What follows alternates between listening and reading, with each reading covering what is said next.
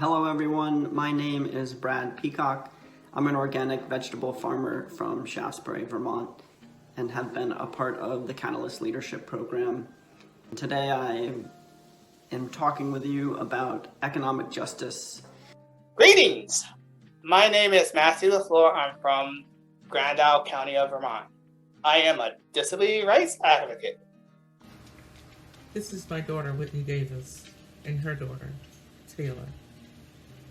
I'm bringing you today bias in healthcare. Hi, my name is Ryer Erickson. I'd like to tell you about my experience in education justice. I ended up in a political science class, introed to political theory, and just completely fell in love. And the section that hit me the deepest was the section on utopias. I was born with major medical issues that still affect me today. Since my birth, I have to overcome many challenges as a person with a disability. I've spoken with family and friends about what their ideas of economic justice are, and the overall consensus is lifting people out of poverty, which is where I found myself growing up. That really shaped my life in a lot of ways, and how it is that I'm able to give back to people, especially now as a farmer and especially around food security. About 2 years ago, I moved to St. Albans. It's a little city in northwestern Vermont. And after moving here, pretty soon after, realized that there was a large issue with the police. A group of concerned citizens and I got together and started advocating for better police accountability. In this work, we discovered that the school had what's called school resource officers, or SROs. These police in schools really serve as kind of armed bodyguards or armed babysitters to keep students in line, and they don't really have any kind of positive result. In fact, the results are often quite negative, especially for BIPOC students, LGBTQIA students, and students who identify with disability. I continually saw that we chose to invest in harm, in punishment, in our policing and prison systems, in our war machine, in everything. We just chose that over human life, compassion, and care. It got me thinking where I would be if people didn't invest in me my whole life. All these people made it possible for my mom and I to get through. That's the Vermont that makes me proud. That's the Vermont I know and love. I would have wanted it to be different, however, for my daughter to raise her daughter. But unfortunately, as I said earlier, the social economic status in healthcare did not afford us that opportunity. I can't leave the skin, nor could my daughter.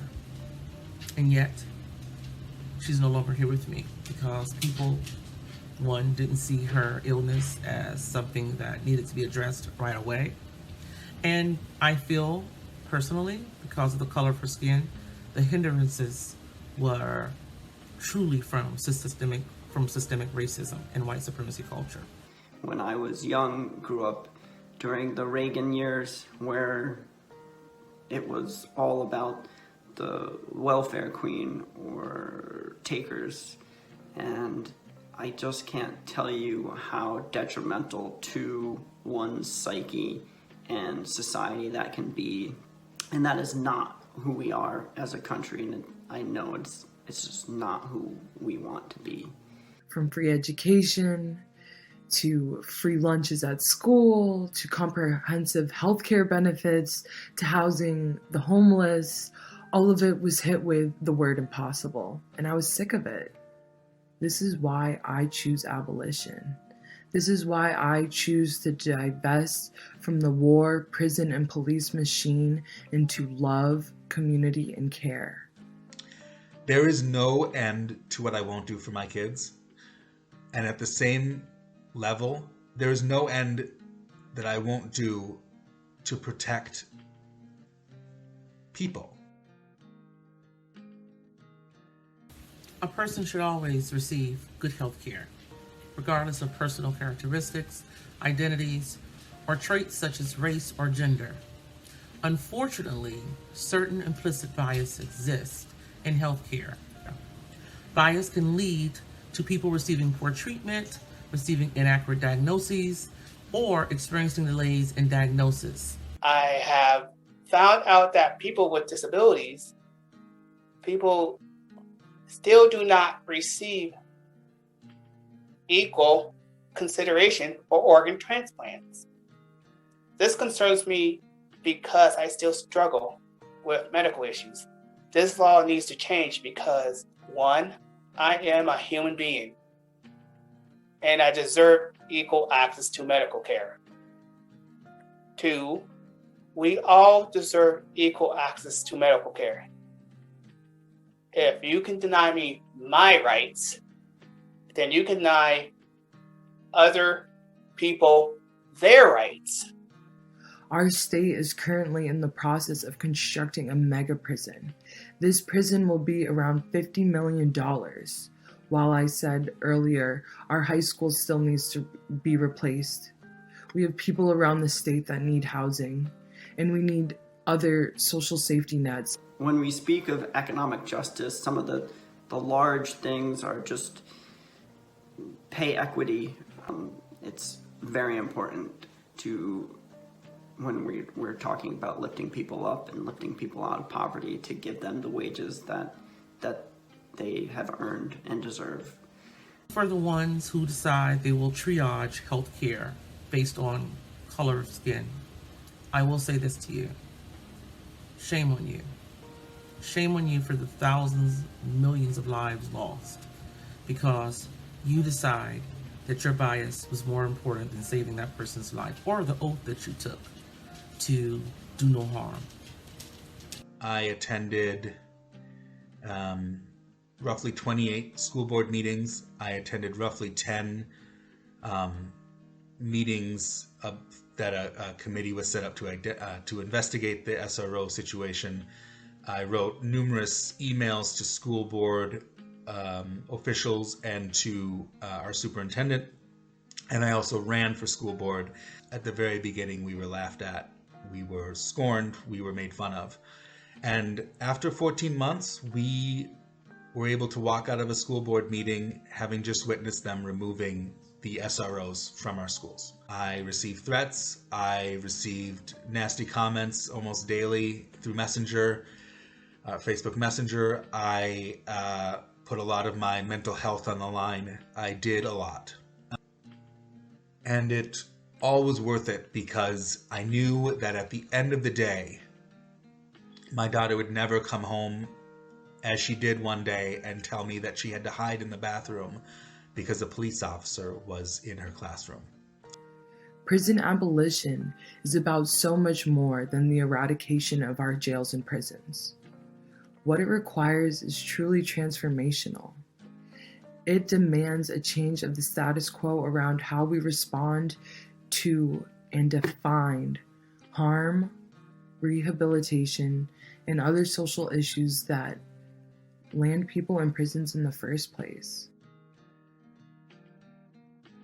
I would like to bring attention and awareness to healthcare bias and inequity so we can further the work that needs to be done to make sure that another life is not lost, that we hear you, we see you, and we know that these bias exist. But we're working on now is a way to eradicate and dismantle. It does not have to be this way. We must all push forward together for access to health care for all. It's really up to us to show up in any way that we can to help one another and to lift one another up. It's about prioritizing every community member and securing access to resources and opportunities that they need to not only survive, but thrive. It's about building community power. we can push back on the state's plan and instead come up with creative community-based solutions. The idea that an educational building would be a place where any student would feel scared, unwelcome, unheard is absolutely unacceptable. And I will continue to do the work in my community that needs to be done. I'm going to run for school board again. I'm going to keep attending school board meetings, and I'm going to make sure that students in our schools feel safe, not just in Maple Run, but across Vermont, and eventually, hopefully, across the United States. These students deserve to feel safe and heard and loved in their place of education. We are all the farmers of our future. And so let us sow the seeds of change and cultivate our communities, root for each other's rise, and grow our future together. When we choose to prioritize care and love over punishment, maybe that utopian society won't be as impossible. I'm just so grateful to have learned so much and listened to everyone tell their stories, and it's been an amazing experience. Thank you to Rights and Democracy Institute. Thank you to Mia Schultz for just amazing leadership and always creating a safe space for everyone. And thank you to my fellow cohort members. It's just been a real honor.